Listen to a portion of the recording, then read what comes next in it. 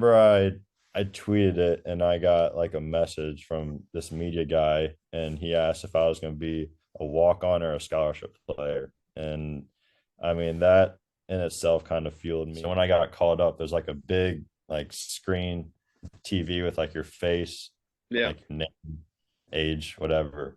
And the picture was Chris. No.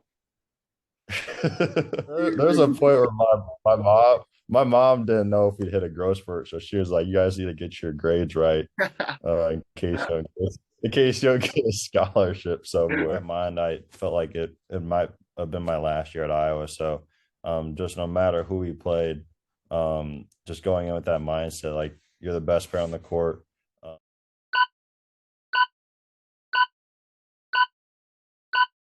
Our guest, Iowa legend, consensus All-American, top 5 NBA draft pick and Summer League MVP, Keegan Murray.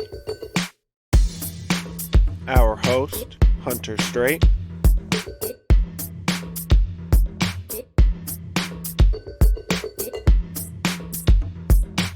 Welcome to this week's episode of The Climb.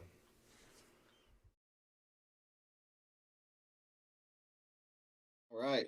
Welcome to another episode of The Climb. This is my podcast. Today we have a very special guest. This is someone that I've known since we were both kids. It's kind of crazy. Just watching him grow, not only in stature, because we were both the same height at one point, but his game, his mindset, and just as a national sensation has been something crazy to see. Um, Only in his sophomore season, he was a first team all conference in the Big Ten, consensus All American, Karl Malone winner, uh, ended up being the fourth pick in the draft, Summer League MVP, like all this stuff. This is my guy. Everyone knows who it is. This is Keegan Murray. How we doing, my boy? What's up, man? I'm good. I'm good. How are you doing? Doing all right. Can't complain. I'm in a weird spot right now. Season's done. Um, I'm not really in my classes anymore. Just picked up a job at the golf course for basically the rest of the school year, I guess. Out in Yeah, Kirksville? yeah, down in Kirksville, man. But yeah, so just kind of chilling, working out right now. But yeah, can't complain. Get into just well, the first thing I wanted to get into because we're supposed to do this like last week was the All Star, but after that, you Yeah. had that crazy double OT game, which I mean, double OT games happen all the time, but the scoring that was going on in that game was crazy. So just kind of wanted to hear your experience and just kind of what it was like on the court during that time. Yeah, I'm not gonna lie. At first I thought it was bad defense, which I feel like it kind of was, but I mean, there's just a point where like guys just making tough shots on both ends of the court. Like Malik had 45, Fox had 42, and I think Kawhi had over 40, PG had 35 or something. And it was just at a point where guys were making tough shots. Everyone's hit open threes. You look up at the scoreboard, like we scored 153 points earlier this year, and both the teams had it at the end of the fourth quarter. And I mean, the first overtime happened. It was kind of neck and neck. Second overtime happened. We got down. I think we got down 4 or 5 with like a minute 30 left. Just kind of went on a run late. Ended up winning, which is crazy. It's kind of one of those games where you're down the whole game. You just keep climbing and climbing. You don't really expect to win, but you just keep pushing, and we found a way to win. So that was one of our biggest wins of the year for sure. 100%. I mean, with how the West is right now, I mean, I'm sure you know, but me and my buddies are keeping track all the time. But just from I Yeah, mean, 13 seed to the 5 seed, just how close it is. I mean, you can't really lose too many of those games. So yeah, that was a very important game for you guys. yeah, Also, obviously, you were in the Rising Stars game. So just kind of wanted to get into just how the All Star experience was, and just in general as a whole. Obviously, the game too, but I mean the whole like weekend or like week of All Stars, like a whole experience itself, and just kind of talk about your experience there, what you enjoyed with that whole experience. yeah. In the All-Star break, it's really not a break, to be honest. Like I mean, I feel kind of bad for like the all-stars that play on Sunday because there's just a lot leading up to it. I mean, for the Rising Stars, I got there Thursday and right out the gate had to go straight to media for an hour.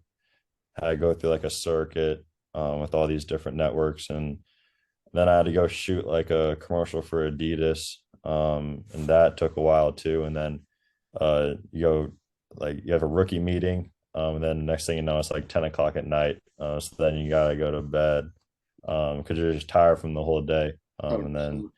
obviously Friday practice, play that night. And then after that, we had like a Adidas party just to celebrate us. So I mean, it's cool. You meet a lot of people. It's kind of a place where you can connect with a lot of players and things like that outside of basketball.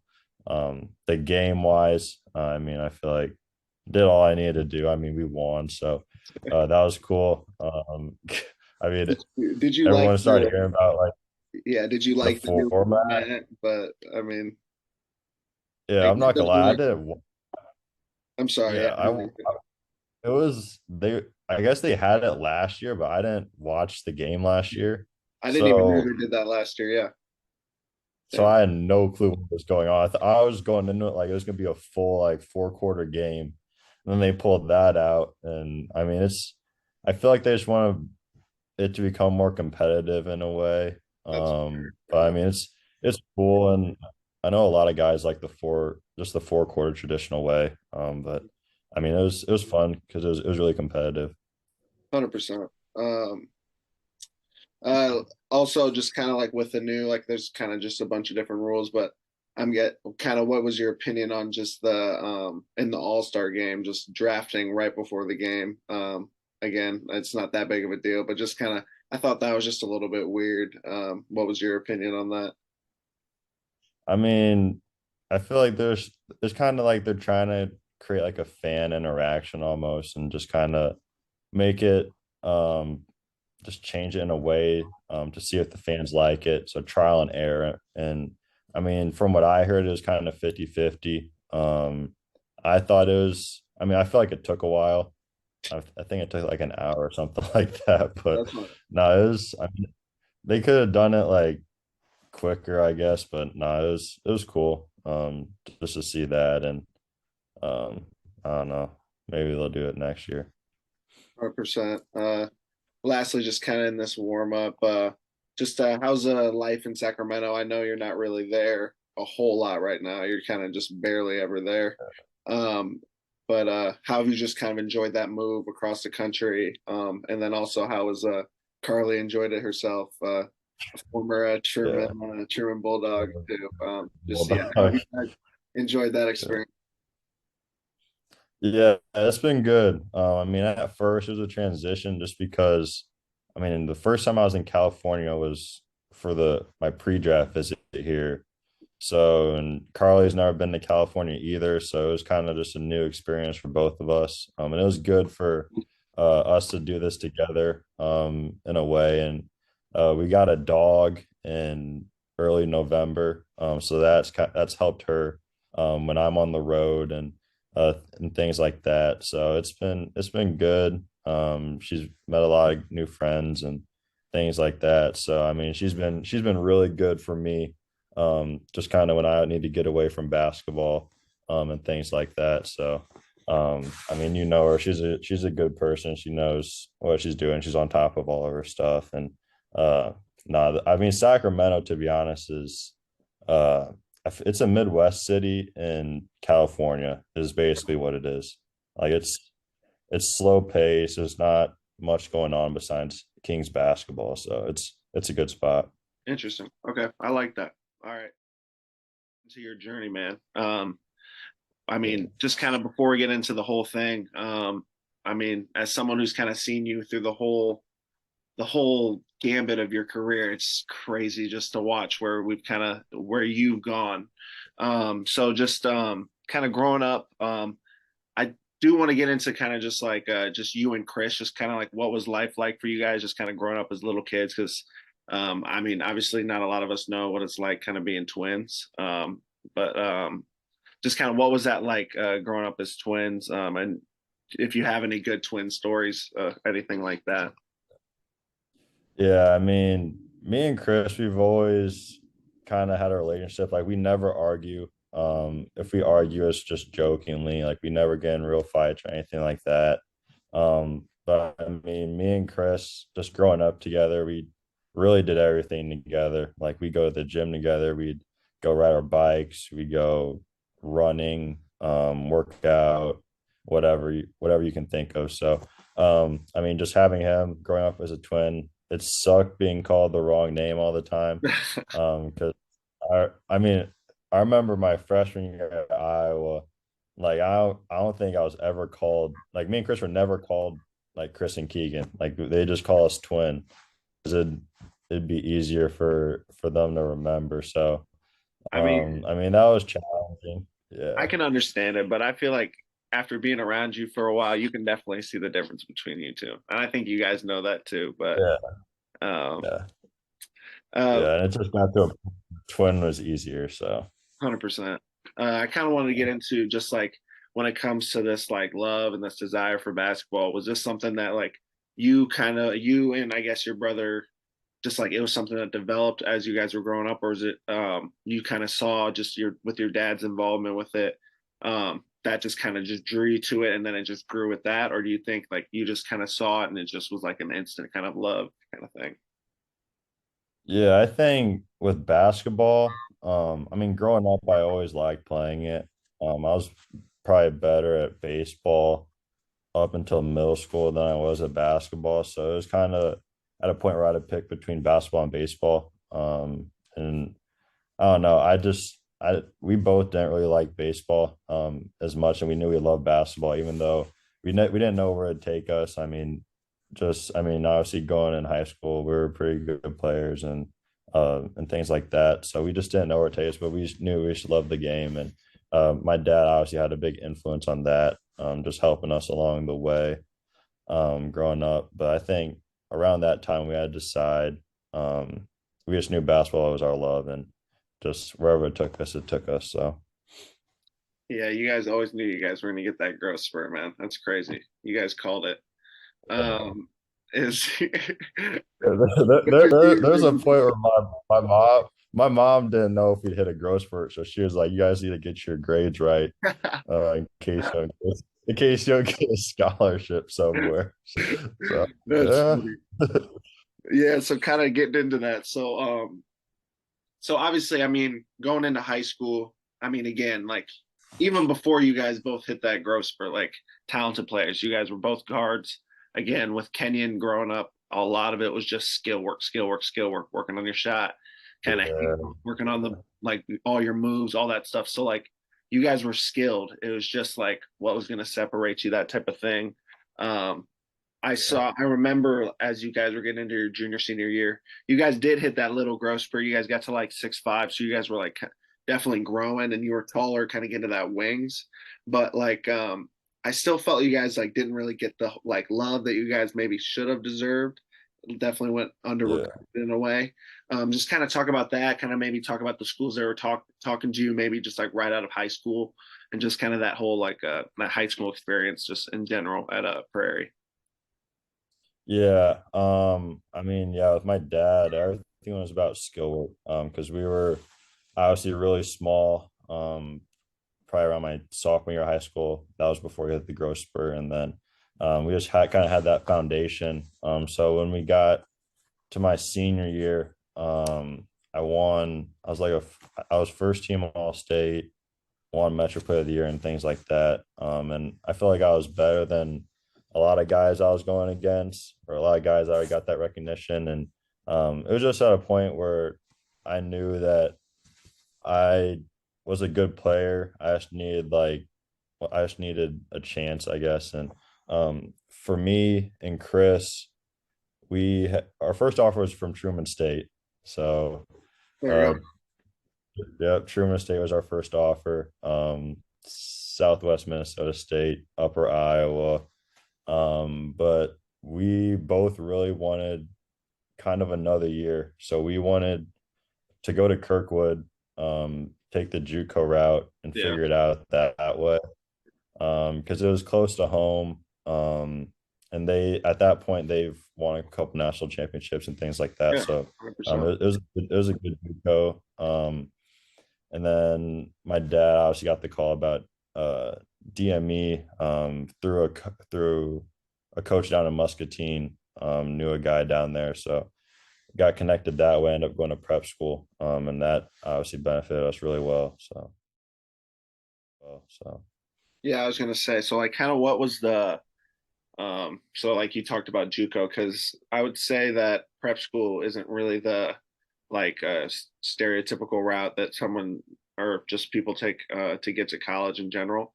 So like what yeah. really kind of came down to that the deciding factor to go maybe prep school route rather than going JUCO, or maybe going like a low D1 or like a D2 and then maybe try to transfer up or something like that. Yeah. I mean, me and Chris did not want to go down to Florida. Like we did not want to go to prep That doesn't school. surprise me.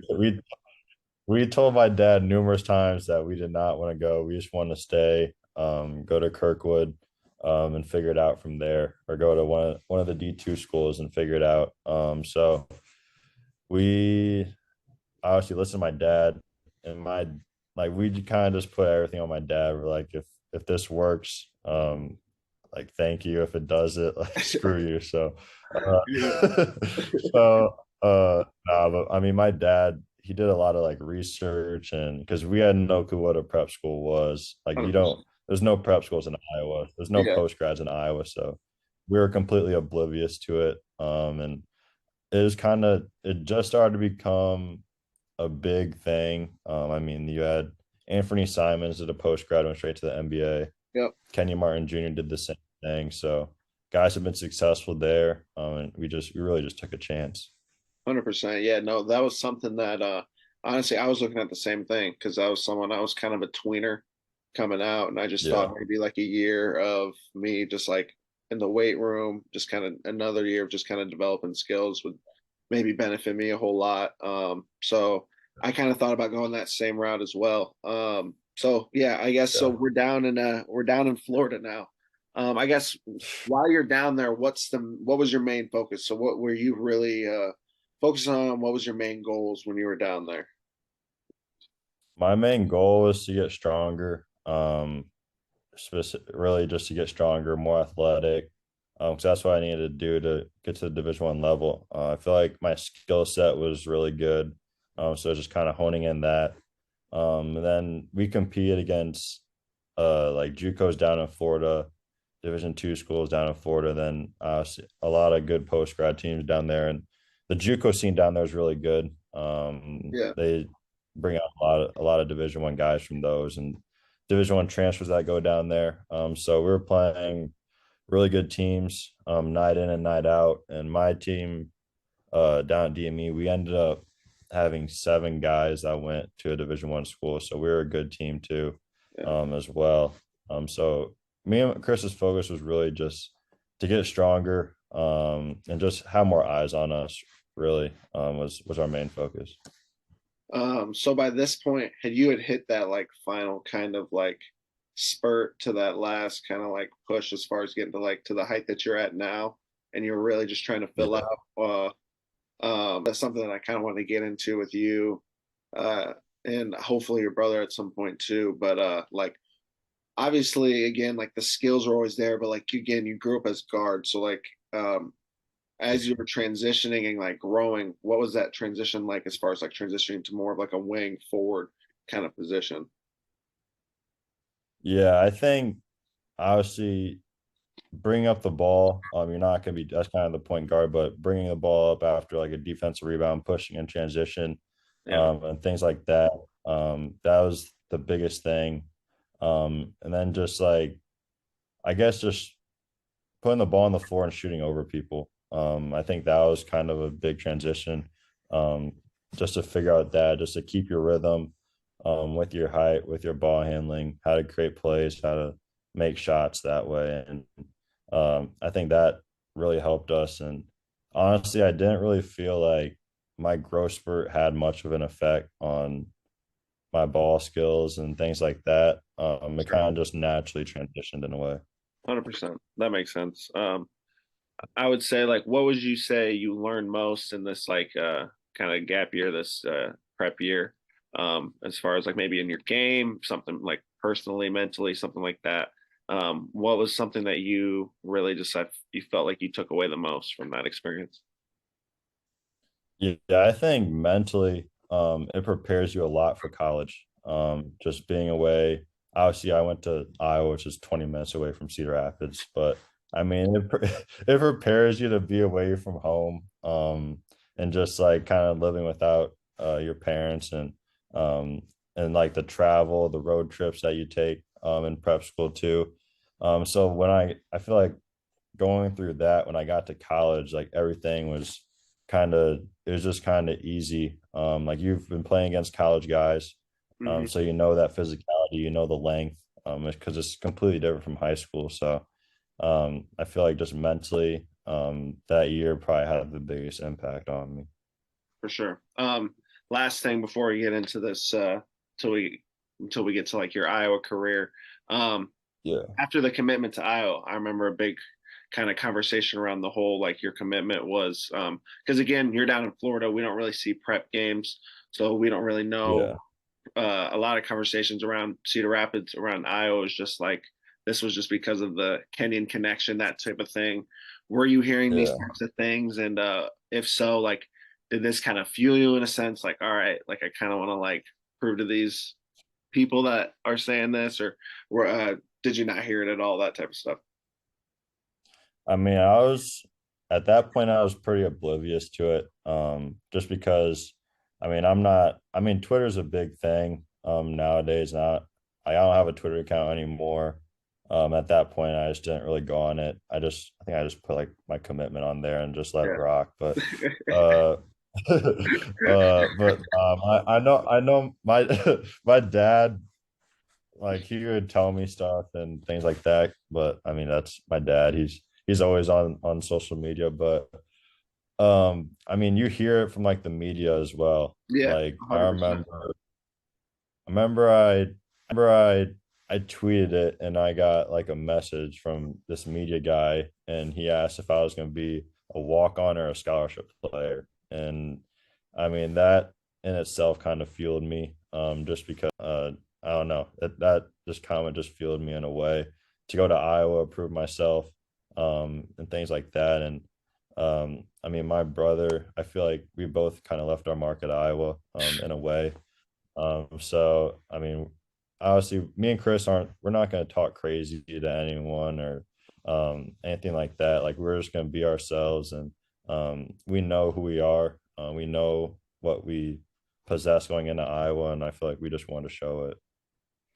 100%. Before we get into just like your time at Iowa, yeah, that you kind of talked about how just you and Chris play. That was something that I wanted to get into before we get going. Is it was so crazy again because like watching you kind of like do your thing, and just like watching it on a national scale, and just like watching you Yeah, just like have no facial expression the entire time and just be so like him yeah, dunking about it. It was just so funny to me because I'm just like, that's so he hasn't changed a bit. That's so Keegan, man. He just always was so not like back even when we were in middle school, early high school, when we'd be working out, he'd get a bucket, just nonchalant about it, everything.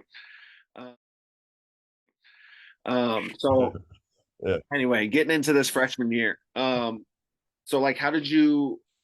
Obviously, you were coming into an experienced team. A lot of vets on this team. You had dudes like Jordan, who had been there for a long time. Luca, just coming off a really good year. Joe Weiskamp, a bunch of guys.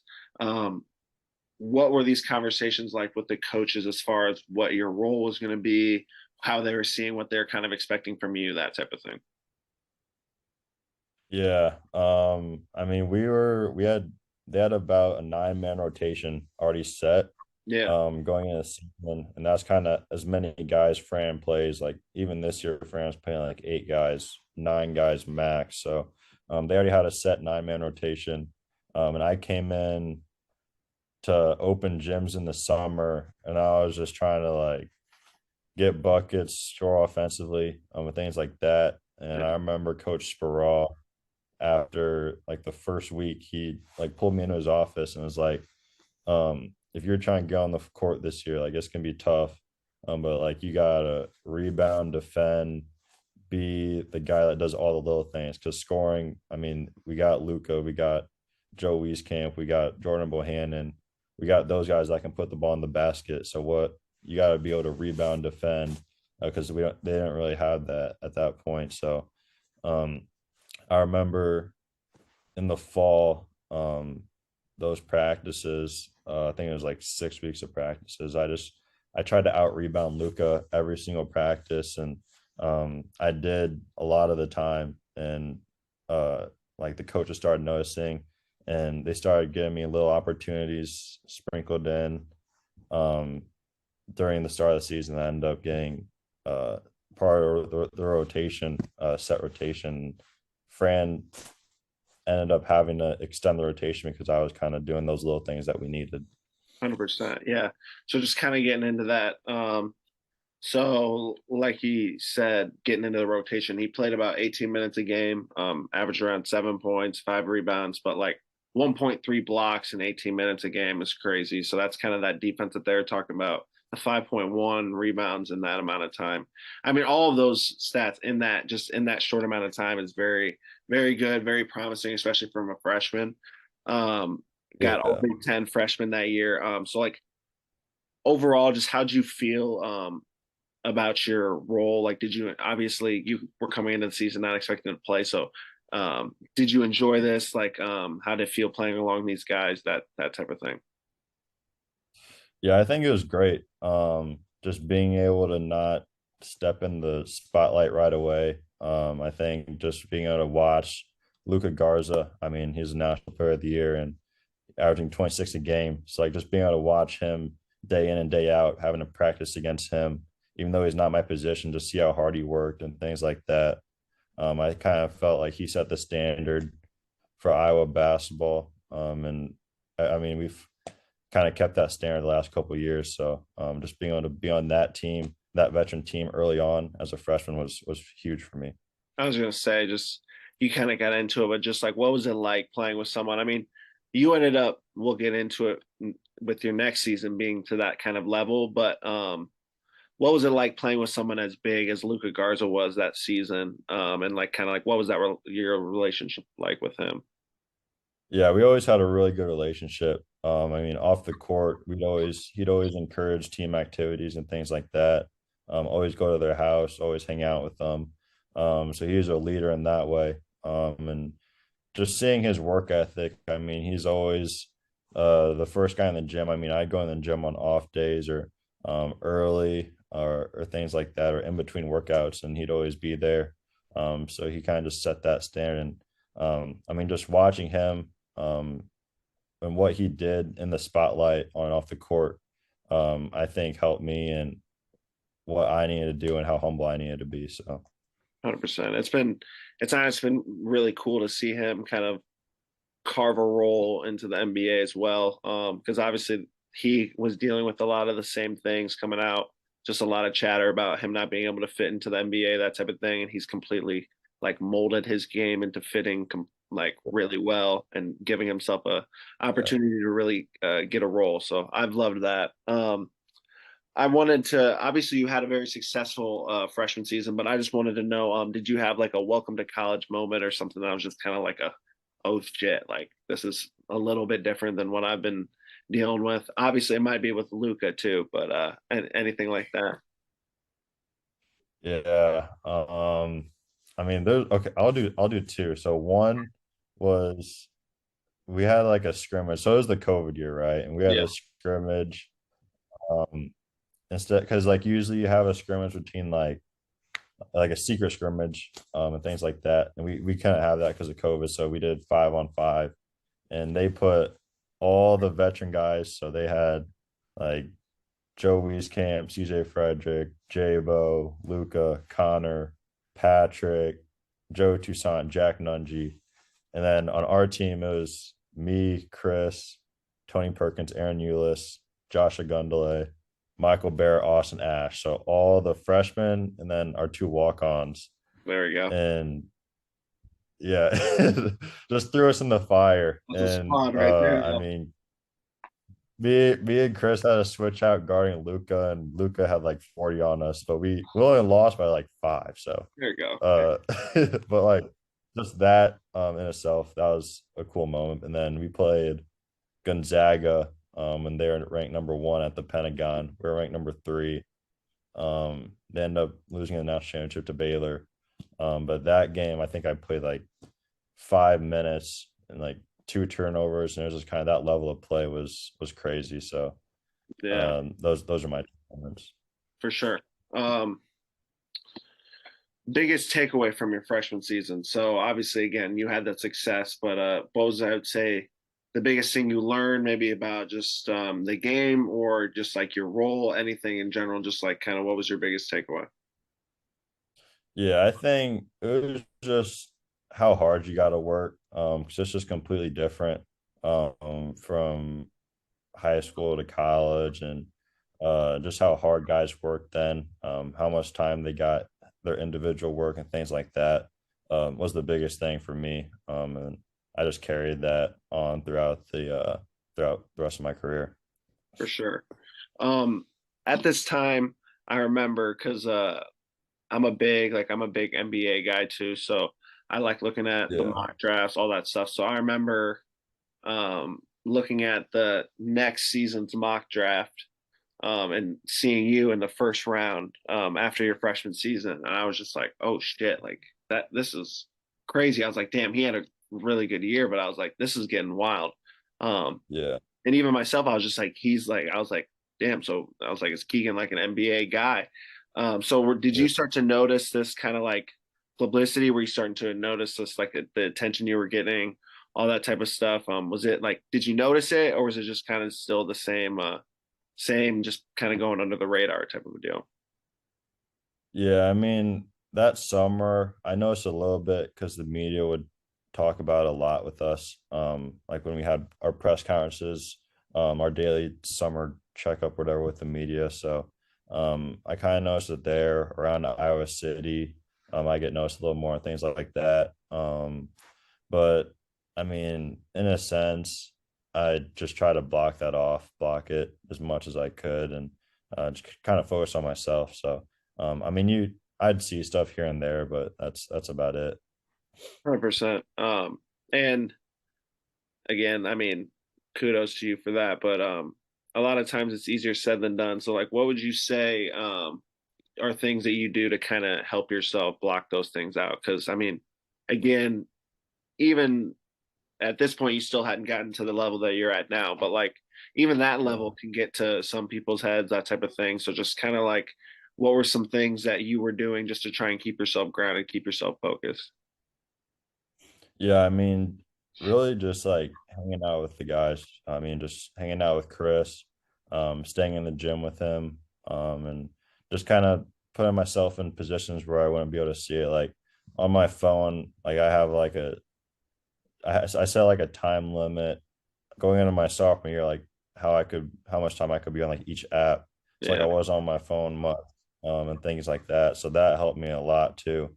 And kind of just not seeing anything and just focusing on myself. So I think that was a pretty big thing that I did for sure. 100%. Um, so I kind of want to get into over that summer, kind of what were the conversations like with the coaches? Were they expecting you to kind of fill in and be like a Luca type guy? Or like what was kind of the role they're seeing for you going into the next year, and just kind of like what were your goals? What were the things you were looking to improve upon going into that next year? Yeah, going into that year, I was trying to be the guy. I mean, we had our end of the year meeting, and Fran, like he kind of mentioned, like Luca's gone, like we need someone to fill his role or whatever. And I just tried to do everything I could to be that guy to fill that role. So, summer workouts and things like that, I just try to do the extra stuff. Just try to impose my will, in open gym and in the fall practices and things like that.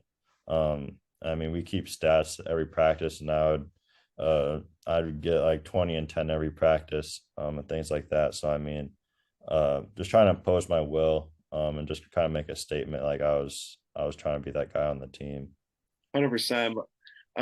This is something that like always intrigued me because again, like you've always just kind of been that like non-imposing, nonchalant, just kind of do your thing, kind of not in your face Yeah. type of a thing. So when I saw you just start to kind of like take over and be that type of guy, I just was very curious where that switch came from or like what you did to kind of like force yourself to be like that. Cause I don't think a lot of people realize how difficult it is to score or Yeah. just kind of be like as dominant as you were at the level that you're at. So just kind of like what was going through your head? What were you telling yourself to kind of get yourself to believe that, that was possible or that you were going to be able to do that? Yeah. I think it was just kind of the mindset that, I mean, you have so many games. And like in the back of my mind, I felt like it might have been my last year at Iowa. So just no matter who we played, just going in with that mindset, like you're the best player on the court. So I mean, I had to do everything I can possible for us to win. Yeah. Um, and that was putting the ball in the basket, kind of doing everything on the court. So I feel like that mindset for me kind of flipped in the summer. Just knowing that the court I step on, whoever else on the court, I'm the best player. I mean, and that takes time to develop. It didn't just happen right away. It just happened throughout the summer, throughout fall practices, and then throughout the season too. The bigger games we played. So I feel like that switch definitely flipped at some point. And uh, doing that, I guess, for that long of a season, those 30 games, I mean, it's tough. Like you have your up and downs. I have my up and downs, and just kind of just trying to stay even leveled, even keeled the whole time, not getting too high, not getting too low. 100%. I wanted to get into this. So obviously I love that you kind of knew like, I'm going to do this kind of thing. But Yeah. did you expect to kind of perform and, reach kind of that level that you really reached going at that sophomore year? Because, I mean, just going into it, 23 and a half points per game. I'm pretty sure you led the and D1 in scoring that year. 8 boards, again, like almost 2 blocks, over a steal, really good efficiency. I mean, first team all conference, consensus all American, all the stuff. One award finalist. Like, was that like, when you were like, goals for the season? Were you like, yeah, I want to be one of those guys? Were you just like, um, I want to be an all conference guy? Like, were you really looking for that national stage, like being on that type of level? I'm not gonna lie, that it honestly never crossed my mind. Like I honestly I'd want to keep Iowa at the standard that Luca left it, Yeah. and just kind of keeping that standard, and just trying to win as much as I could at Iowa in that season. So it was really just kind of just keeping that standard, and I honestly didn't even think I honestly towards the end of the year, like I never even thought of like that stuff. Like I didn't even know like there's like a Wooden Award ceremony or Naismith ceremony or anything like that. So it was, I mean, at the end of the day, they're cool honors. And I mean, I'll look back on it eventually, and That does not surprise me that you didn't know that there was like all that I stuff. had You're I like, had no clue. you're like, damn, I gotta go to a ceremony, man. All right, I guess. Like, I had no clue, but I mean, it was cool just to be there and uh go through those ceremonies. So 100%. was it Kind of, wild to play there though? dude, playing. I mean, you can only imagine like The first time playing there, yeah, it's it crazy. was like it was something else. Like that was something again as someone who I mean, with Horner being our coach, that connection and Yeah, like our all of our Iowa guys, like that was just something that I always thought that we were just gonna do with Truman. And every year we yeah, were talking about it. Every year we wanted to do it. Every year we wanted to do it, and just never ended up doing it. And like finally being able to do it this year was yeah. that was fun, man. That, And just like that was, all the people, like seeing all my like the family being able to be there, all that yeah, stuff. It was fun playing in front of them. So kind of yeah, going with that.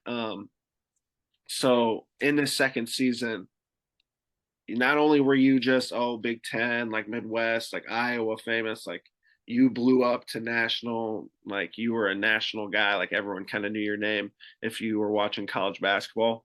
So again, even keel, nonchalant. I can understand you probably just off the shoulder, but what was this like? Like, I'm sure it can be an overwhelming experience, but what was this like kind of newfound fame like? Yeah, I mean it was different. I mean I couldn't like it started to get to a point where like I couldn't really go out in public much without being noticed. Um and I couldn't really like go do certain things and things like that. So I mean I'd just throw my hood up and hope that no one recognized me. So but no, it was cool. I mean I love like interacting with fans, signing stuff, taking pictures.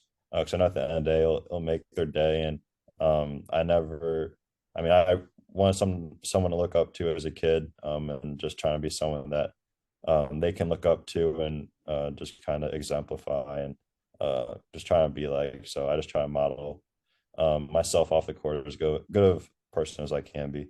100%. With that too, this year was like the first, well, that season was the first year of like NIL, all that type of stuff. So like, how did that kind of play into effect too? Like, I'm sure like you probably got a lot more like a lot more deals, a lot more people kind of coming to you, maybe wanting to do stuff, that type of thing. How was NIL? How did you enjoy that whole like kind of experience within college? Yeah, NIL. So that NIL was the first year, my sophomore year. So at that point in Iowa, it wasn't super big. Yeah, But I had a little thing with um Estella's, which is a Mexican food spot in Iowa City. That was yeah, my favorite spot to eat at. I'd eat there like 3 or 4 times a week. But besides the point, no, it was so that was my favorite one. But then I mean you have like trading cards and things like that. I honestly didn't really do much because I didn't want to be distracted from basketball. yeah, So I tried to really limit what I did NIL wise. So Estella's was kind of the only thing that I wanted to do, other than trading cards. So I really kind of just wanted to minimize um, outside of basketball stuff so I could really focus on basketball. So fair enough. That makes sense. Um, I kind of wanted to talk about favorite experiences from the season, maybe just in like general as far as Iowa, but like also yeah, talk about kind of the conference tournament and just that whole experience and what that was like. Because as someone who has also won there, like the conference tournament, not as big as the Big Ten conference because a lot more games, but like that kind of like what yeah. that feeling's like with the team is like that's something that's a special experience. So just kind of wanted to talk about that experience and just see kind of just some favorite moments from this season. Yeah. Let me think. No, we had some good moments during the year. I mean, we had good wins. Um, we had I think we won our last 12 or 14 games in the regular season. We had some down moments. Like I remember our last game of the year we played Illinois. And if they won the Big Ten regular season. And we were up the whole game, missed like 5 or 6 free throws down the stretch, missed a three to win. They won, stormed the court.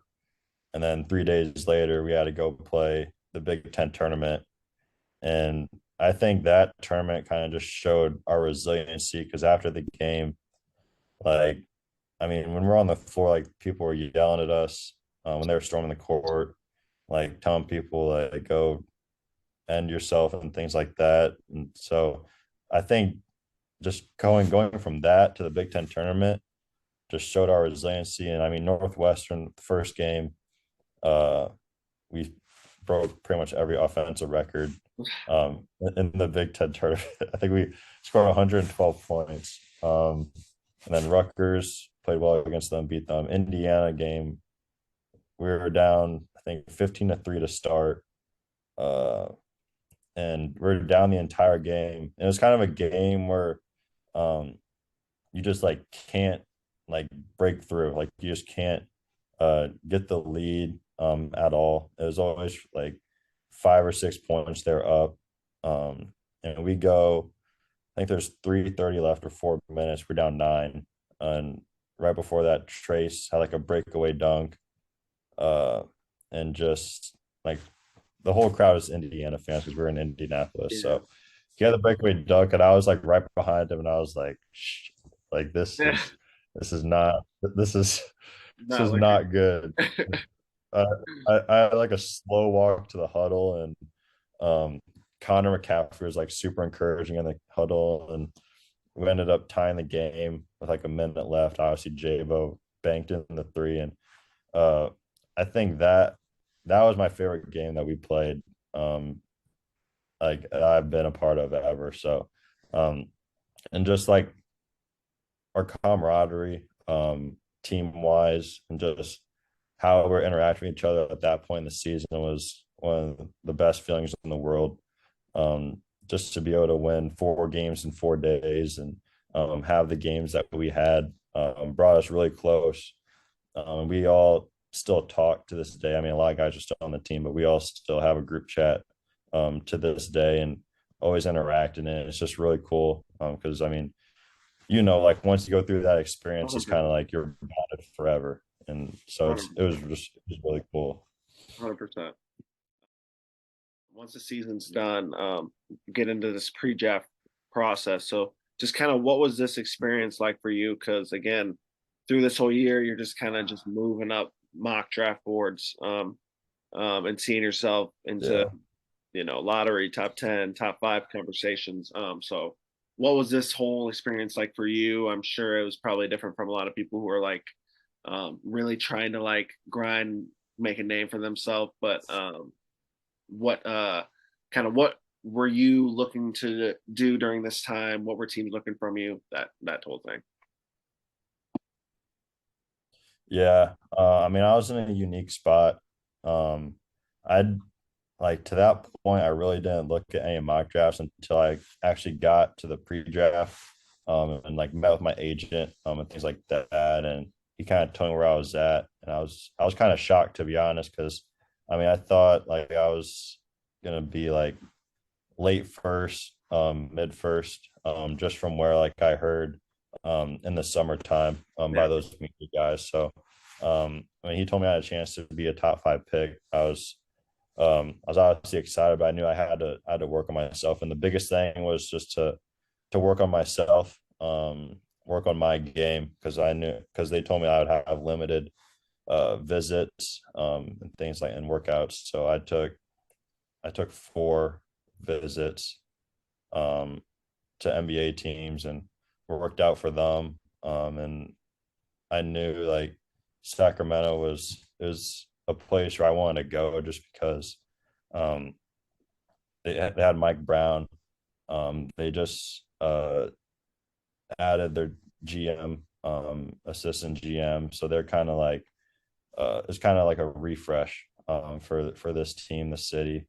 And obviously the 16-year playoff drought um, is something that I mean a lot of guys in the draft class like I, I don't think we're scared of, but like just didn't want to be associated with. And it's something that I thought would be really cool. Just try and be a guy that could be a part of that. So now the pre-draft it was a lot of me working on myself for sure. 100%. What was a lot of the feedback you were kind of getting back from teams? So, just as far as like what they maybe wanted to see you improve upon, what they were looking for from you, or like maybe I'm sure a lot of them were probably pitching themselves to you in some meetings and that type of thing, as far as like where they saw you fitting into their grand scheme. So just kind of like what were the talks like during this time? Yeah, I think the biggest thing was defensively, because I mean, in college, I really just guarded like 4 men. I wasn't really on the perimeter much, so it was kind of me at 6'8", 6'9". Can he guard like the guards in this league? So that was the biggest thing from that was kind of like a knock on me. So and then it was my jump shot too. Just they said my release was too slow. and things like that. So it needed to be quicker. They didn't know if I could be able to shoot at this level at a high clip. So those are the two things that I really wanted to work on, and those have been a progression this season. So those are the two main points of feedback I got from teams. 100%. So kind of during this time, I remember, again, I'm into the whole like NBA, the draft, all that type of stuff. So I'm kind of like following it as it's going along. And a lot of the talk was just like, oh, they didn't know if you're, again, kind of with Luka, they didn't know if your game was going to like translate totally to the Yeah. league. They didn't see like how you were going to fit, if you like how your ceiling was, all that type of stuff. Oh, the Um, age thing too. yeah, I or forgot about that. exactly like all the everything they're attacking Yeah. everything.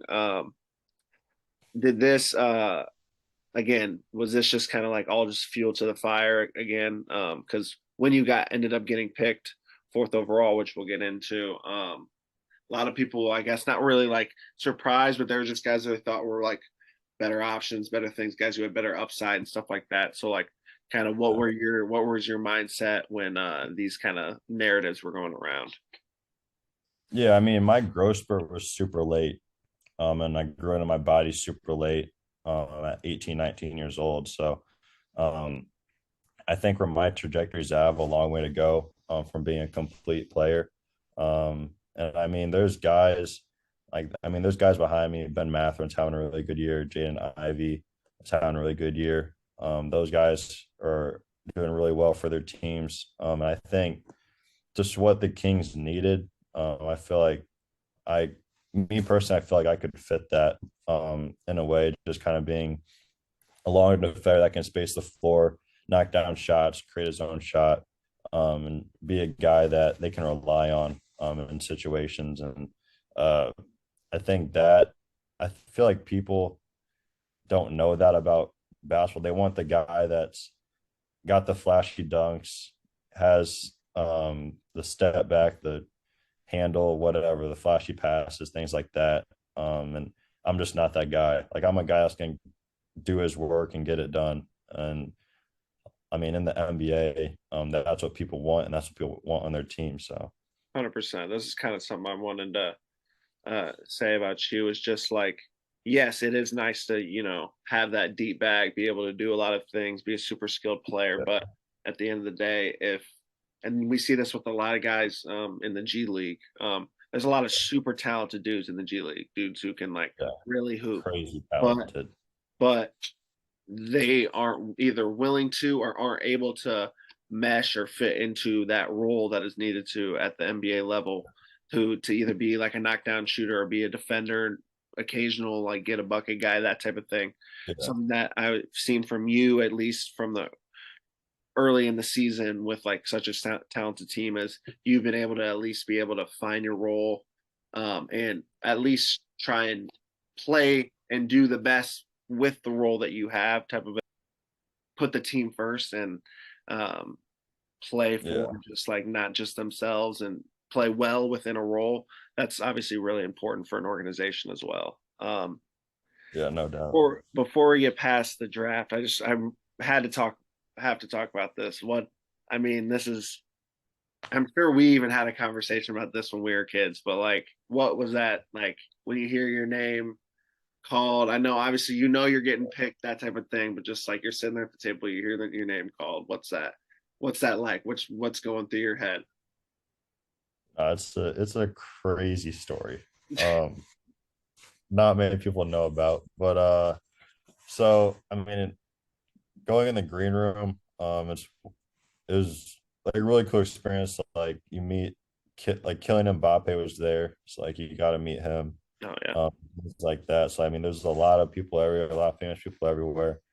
Um, I mean, I didn't know where I was gonna pick. Like my agent was obviously had a phone in his ear, trying to figure it out, and um, like in the green room, they have like 5 or 6 cameras that just flood to your table, if you're about to get picked like 30 seconds before the pick. So I mean, they flood to Palos, flood to Chet's, flood to Jabari's, I'm sitting there in the very back corner, um, just like chilling, talking to my dad, talking to Chris, whatever.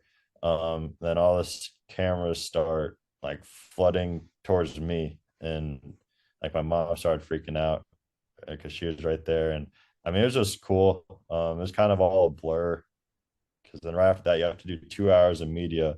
But get this, so right after the media, I finally get to like meet up with my parents, my brother, and so when I got called up, there's like a big like screen TV with like your face, Yeah. like your name, age, whatever, and the picture was Chris. No. So they took so it was a picture of Chris on the big screen when I was getting called up. And and so like I asked one of the guys in the NBA like what happened because I was like So this was 'cause like when they called your name when you got drafted. The picture they. it was a big headshot of Chris with my name and everything else. Oh, And Chris has the video somewhere of it, but I asked him like what happened. Like, so that's kind of like a big deal. Like it's like a big moment to screw that up. yeah. And the producers had no clue I was a twin. And so like I looked up on Google like my name and it shows my picture like in the Iowa jersey or whatever. And like there's nowhere like Chris is to be found. So I was like, how is that even possible? Like, I was like, so I was like, so you literally had to go on our team roster and select Chris Murray. It's his number's later than yours too, though. Like Yeah, so if you're that's why scrolling, yeah, that doesn't make any type of sense. 1524. So I'm like, no clue. Like, I was like, what? That is that's Yeah, that's crazy. you can laugh about it now, but I was so mad. I bet you were. God. So kind of after you're drafted, what are these conversations that you're having with the coaches, kind of like the front office, that type of thing? Where are they seeing you fit in? Because again, at this point, you guys haven't had the success that you have yet. But you're kind of rebuilding. You have a lot of talent on your team, but it just like hasn't worked yet. So kind of like, what is their conversations with you? Where are they seeing you fit into this? Yeah, so I mean, after the draft, flew straight to Sacramento, and it was kind of like it was just straight into summer league because we had to do the California Classic in San Francisco and then go to the summer league. So it was just straight into that. So I mean, so right after the draft, I had dinner with all the coaches, and people in the front office. And that was just kind of like a congratulations dinner, things like that. And then I had the press conference the next day. But I mean, they in summer league, they just kind of let me roll, like just do my own thing, put the ball in my hand, just let me kind of just do what I did in college and things like that. So, I mean, and then we had like our preseason meeting, and that's kind of where they kind of set your role, what they expect out of you, and things like that. And pretty much like Domas and Fox are two guys, like they're Yeah, the head of our snake are two guys that we're rolling with this year. So for me, it was just kind of figuring out how I could fit into that, how I can be successful with that. I think that I've done a good job so far doing that. So 100%. Yeah, kind of going back to the summer league experience. Again, so after you're drafted, there was still a lot of talks on if there's always the talks on if that's the right pick, all that type of stuff. Were you yeah, kind of going into that just kind of as like maybe another opportunity to show people like, yeah, I do this, like another kind of like hello moment, maybe to the NBA fans, that type of thing, or were you just like, I'm going to go kind of just do my thing, see how this goes, more kind of feel it out type of a thing? no, I was trying to prove I was the best player. I Yeah, mean, we played with our matchups. I mean, we played the Magic, we played the Pacers, we played the Thunder, and I tried to win every matchup as much as I could, but also try and win the game. And I mean, at the end of the day, they're all good matchups, and it was really fun just to be there and play really well. So it was a really cool experience, and I feel like that kind of like let people know that like I'm here for a reason. So 100%. I think after summer league again, like people don't take summer league super seriously, but again they yeah, do like at the same time. But again, it's I a feel mix like of that. the way you performed, how efficiently you did it, and just kind of the way you did it, definitely got a lot of people to shut up and to definitely believe in you as just a player in general. Yeah, And then coming away with the summer league MVP, like that was just something that kind of like was just like another little like, yeah, he can do this in the league. What I really wanted to get into is just this current season because like what you guys are doing is wild, especially in just like the West right now with how like wildly competitive it is with like the amount of teams that there are. yeah, The sustained success, and again, like I feel like you guys haven't had a lot of like easy wins either. Like there's been a lot of uh, times you guys have had to like grind stuff out, had like really close gritty wins. So like kind of yeah. what's kind of like this, how has this culture been built? Like is it this new staff? Is it like just different players? What's gone into this kind of shift in Sacramento? I think it's the culture. I mean, bringing in Mike Brown, he's a defensive minded coach, and he's a players coach too. So bringing him was really good for us. And I think, I mean, we got off to an 0-4 start this year, but then we went on like a 7 game winning streak. And I think that's kind of what kind of made this thing going. Because the city's completely bought in, which is huge. I mean, we sell out pretty much every game right now. Like the So beam, right? Like the yeah, beam. like Yeah, there we go. it's insane. But uh no, like I think just the culture, like we don't have like on our team, like everyone, it doesn't matter who's playing, like everyone's like rolling with whoever's playing well that day, that night. So just that connectedness as a team, I think is why everyone's so bought in, and why we've been successful so far. I absolutely love the idea of the whole the like depog of the game, like Yeah, yeah, the whole that whole because that like again that makes people encourages people to like want to play defense, want to get that yeah, shot. So like and it just kind of adds that kind of just that grit to the like your guys' yeah, kind of mindset kind of and you can just see that with everything you guys do because I feel like the difference between this year and a lot the past few years with like because again like I feel like the roster's not a whole lot different than what it has been. There are a few different key pieces, but like yeah, I feel like the main difference is just finishing games like or yeah, just making those extra plays here and there, getting those stops when like and before you really weren't. So I've definitely been able to see that culture shift. yeah, no One thing I doubt. kind of want to get into is just like how was this like how did you feel this transition went for you? How do you feel you kind of transitioned into the NBA game as the regular season started going on? Yeah, I think I got off to a pretty good start, but the month of November was rough just because we went on a long road trip, and that was kind of like my first time being on the road. And I mean that kind of affected me a little bit, and then um, just that month, I just kind of struggled, and then I just like caught a rhythm in December, and I really haven't looked back. And I mean, in the NBA, like you gotta be locked into every game because it's like it doesn't matter who you're facing. Um, like they're in the NBA for a reason, and like it's tough to win in this league. And it's just a different style of play, different game. I mean, you can play defense right up in a guy's chest and he'll still hit a shot. And you just gotta go the other way and just act like it never happened. So it's completely different. But I think hitting that bump in November has really helped me throughout this year. Yeah, kind of a two-parter here.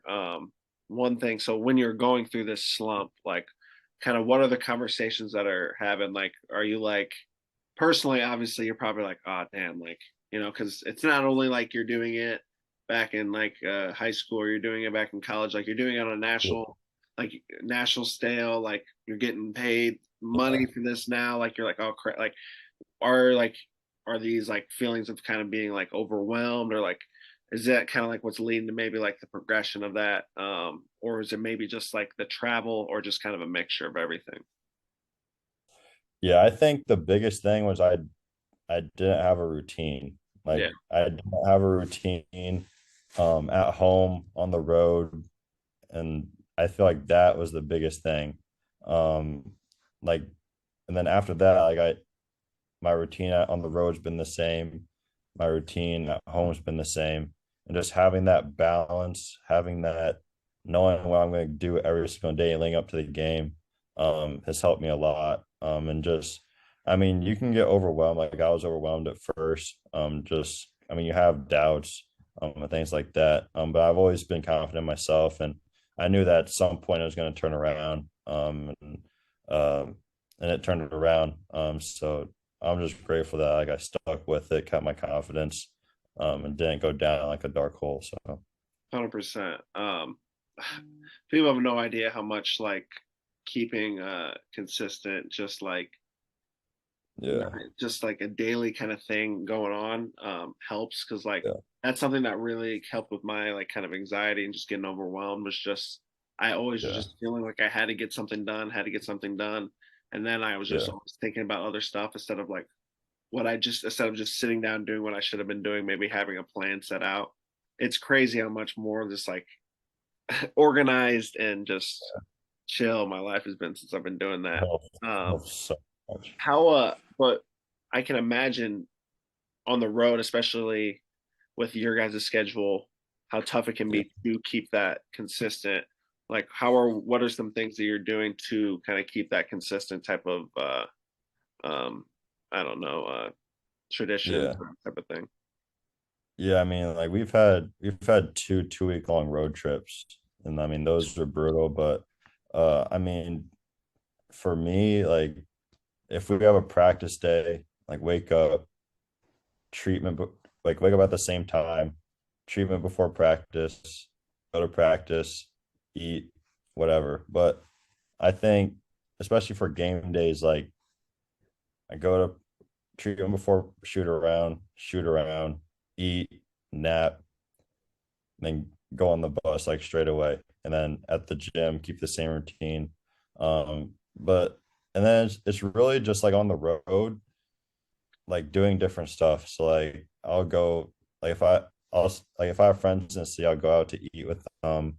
Um, or if I'm just at the hotel, like if I'm in a city, like I don't know people, just like hanging out with people in the hotel, hang out with our staff, hang out with the other players, team dinner with our players and things like that. So it's just trying to have a balance of not trying to go insane because being on the road is completely different than at home. So I can only imagine. I mean, ours isn't even comparable to what yours is, but like we get so bored in the hotel, because a lot of times it's just like travel, either practice, and then we're just hotel, or we're where yeah, we're eating and then it's hotel. So it's like we're just kind of yeah, sitting around not doing a whole lot. So I can only imagine for those 2 week long type of things that can be really hard and like draining mentally to kind of keep going or be at your like top physical and mental kind of spot.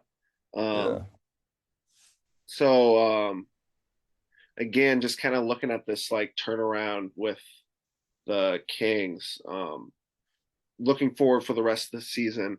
How are you feeling? How's the team feeling? Again, I feel like you guys are kind of playing your best basketball right now. Um, what are you Yeah. guys looking forward to, or kind of like looking to improve upon for the rest of the season? Yeah. I mean, we have a lot of big games coming up. We play the Clippers again on Friday.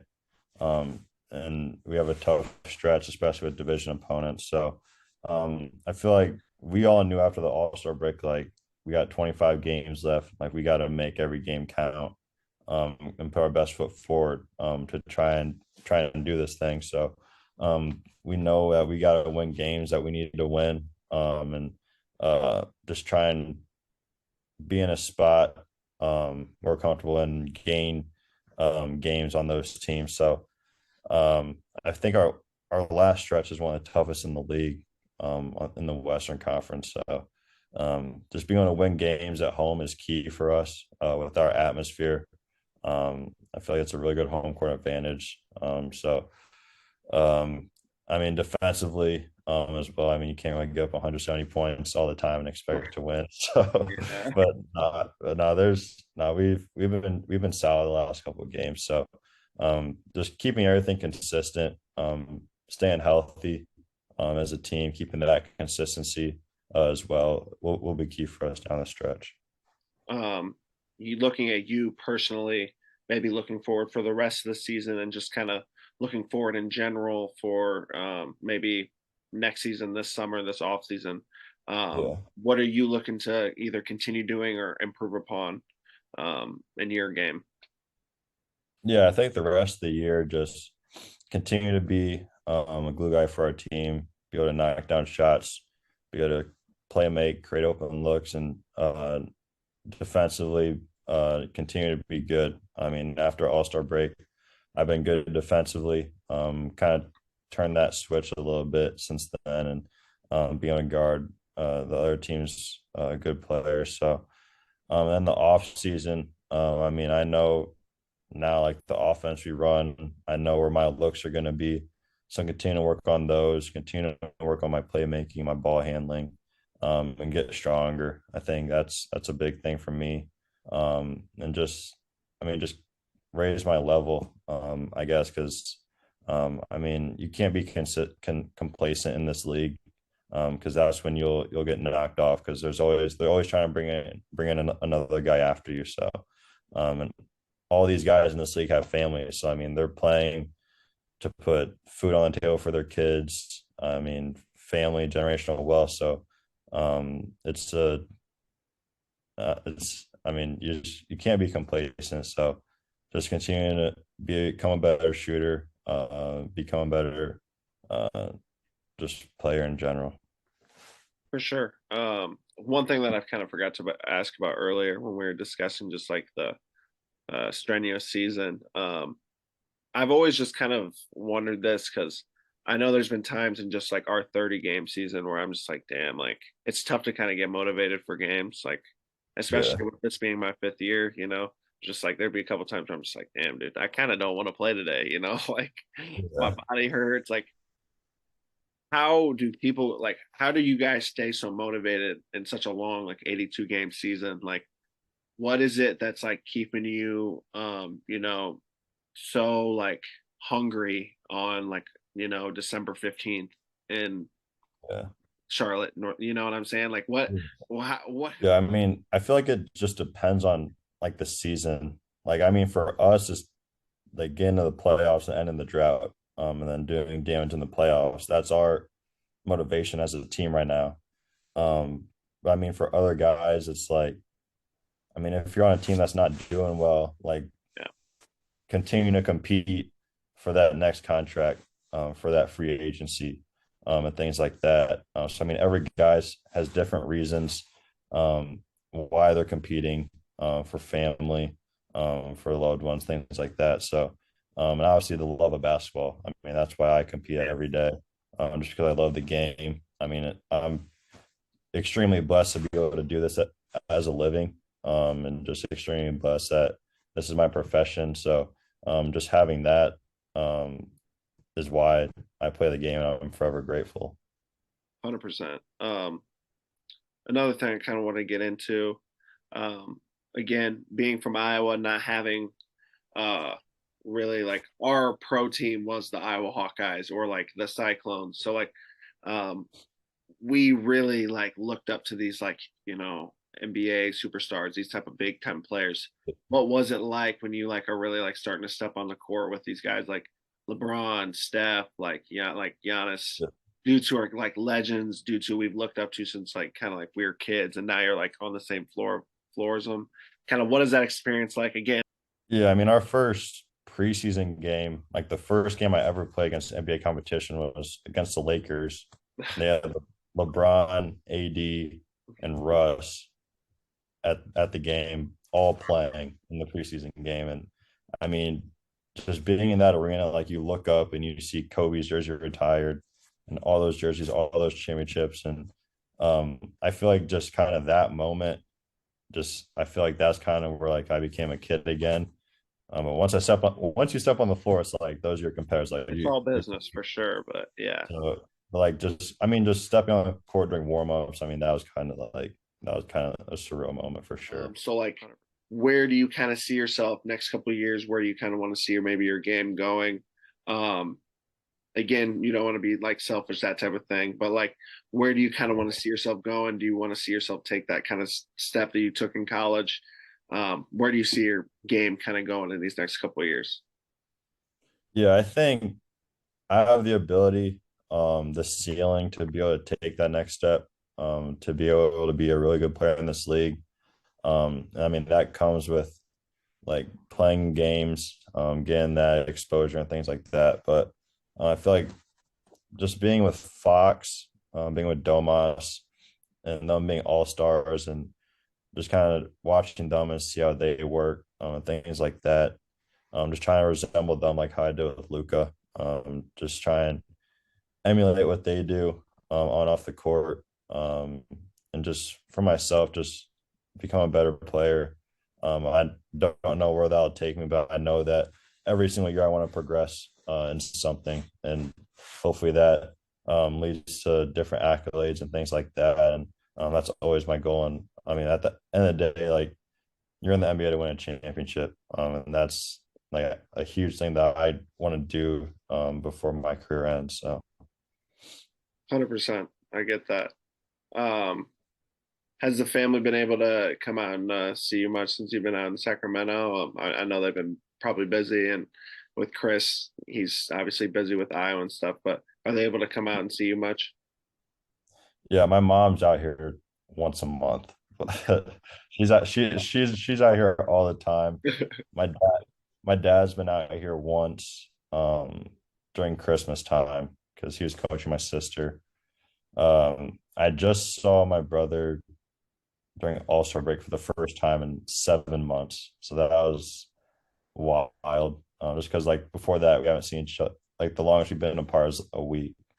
Um, yeah, so that was good to see him. But after their season, he's gonna come out here with his girlfriend and um catch one of our games. So I'm excited for them to be out here and things like that. So I mean it's a long flight for them because it's like halfway across the country. But Yeah, I mean my mom's been supportive of coming out here and things like that. So I'm grateful for what she's done for me so far.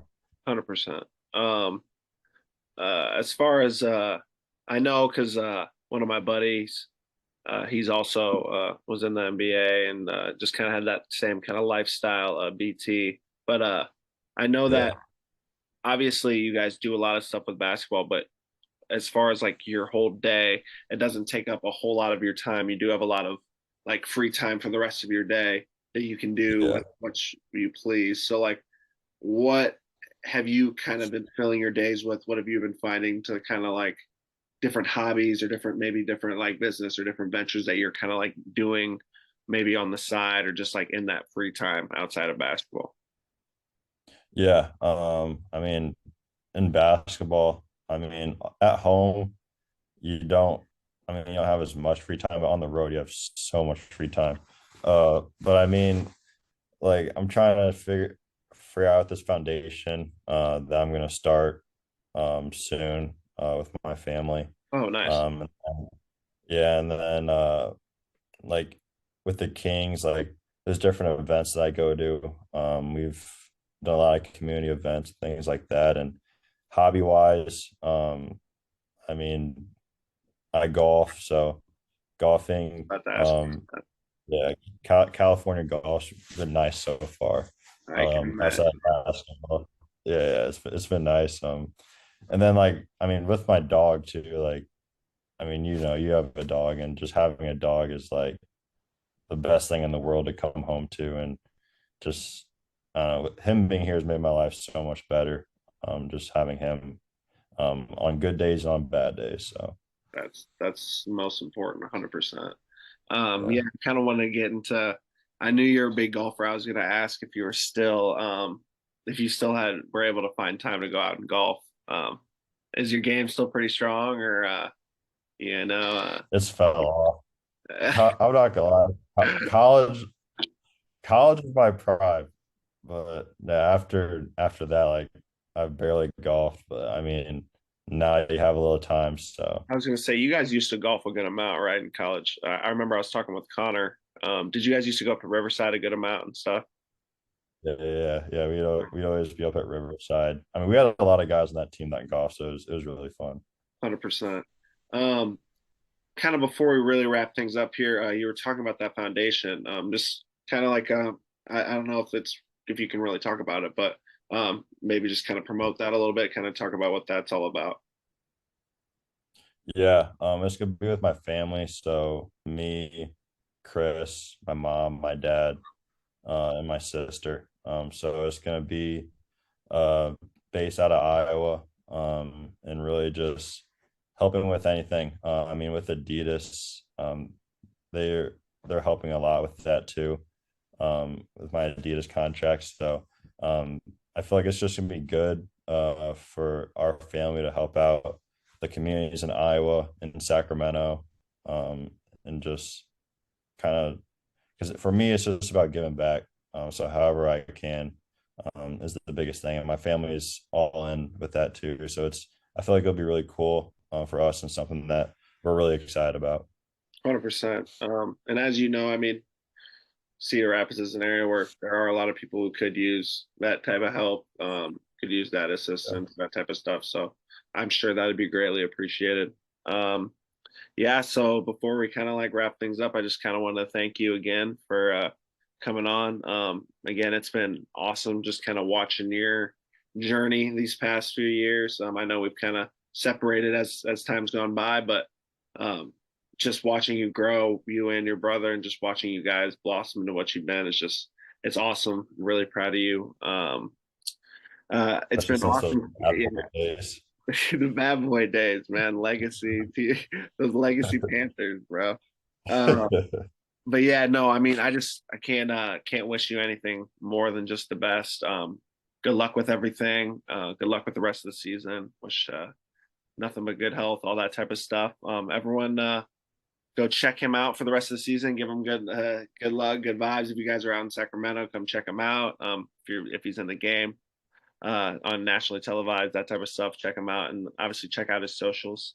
I'll leave those down below. But yeah, I just again wanted to thank you for joining me today. This is huge for the podcast and just awesome to kind of catching up with you. So I just want to thank you, man. Of course, man. It was great seeing you. Great seeing Yeah, you, man. for sure. Well, that's going to do it for this episode. I just want to thank everyone for tuning in. Please like and subscribe. Leave comments down below as far as any guests that you guys would like to see. And with that, just keep climbing. Thank you.